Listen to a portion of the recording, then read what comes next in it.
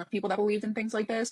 But once you see it, you can't unsee it. I want to tell you guys a little bit about why I got into it and what spurred my interest in it. So I took a flight from Lisbon, Portugal to the JFK airport in New York. A man in the row behind me had a stroke as we were flying over the Atlantic. This plane was one of the ones that had the little television screens on the back of every seat. And obviously, we needed to make an emergency landing. We were all super worried for him because being halfway over the Atlantic, you have to go the rest of the way to New York.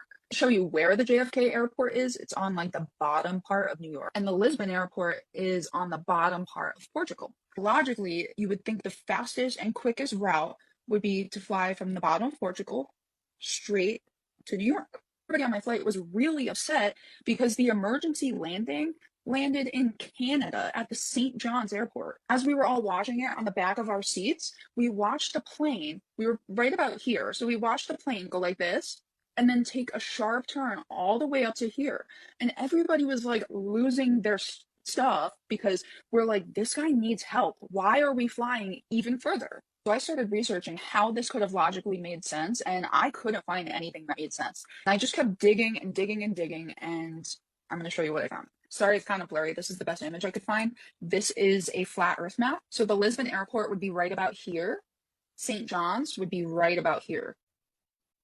So it made perfect sense that we would fly from there to there, and that this was the first place that we could stop to get this man medical attention. So I started to look at different emergency landing flight paths. None of them make sense on the globe model. They all make perfect sense on the flat Earth model.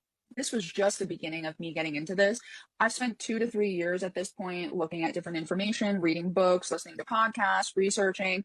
There's tons of information. I'll give you a couple of my favorite points that really drove it home for me, but feel free to do your own research. Pilot training manuals, all train manuals, they all say to assume that the Earth is flat and not moving. This is one of my favorites. So Werner von Braun, I don't know if I'm saying that right. He's the founder of NASA. All his tombstone says is Psalms 19:1. Heavens declare the glory of God, and the firmament showeth his handiwork. So for there to be a firmament, there needs to be a flat plane of existence. You really start looking into NASA. They came out in the mid 1950s. Everybody that was involved with NASA when it started was a Satanist. Satanist's only job on this planet is to get you to believe that there is no God. And the globe model does exactly that because it takes the credit away from a creator. There's a whole bunch of unclassified documents. We have Operation Fishbowl. Remember what a fishbowl looks like, and look at what they were trying to do. They literally were trying to break through the firmament. Operation High Jump, Operation Paperclip, the fact that Buzz Aldrin was approached by somebody asking him to put his hand on a Bible and swear that he landed on the moon, and he responded by literally punching this man in the face. Every single astronaut is a Freemason. Pythagoras, Copernicus, literally anybody who had any influence on the globe Earth model was a Satanist. They were all practicing Freemasons. This belief gets a really bad reputation, and I believe that the Flat Earth Society is weaponized opposition, that they're put there to make people that truly believe in this look like nutcases. We don't believe that you're going to fall off the edge of the Earth. We believe that Antarctica is not a continent at the bottom, but that we're surrounded by an ice wall.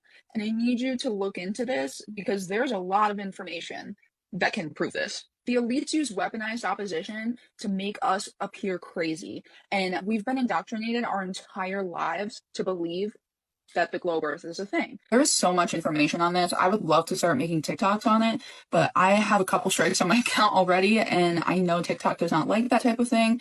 I low-key want to start like a podcast. Like nothing that I can do to pressure somebody to believe in what I believe in, and that's not what I'm trying to do. But if you open your mind and look at the objective facts of things, I think you'll be really surprised because I've never seen someone look into flat Earth and not believe it. Usually you don't believe when you're just looking at what the weaponized opposition is putting on the news and stuff like that.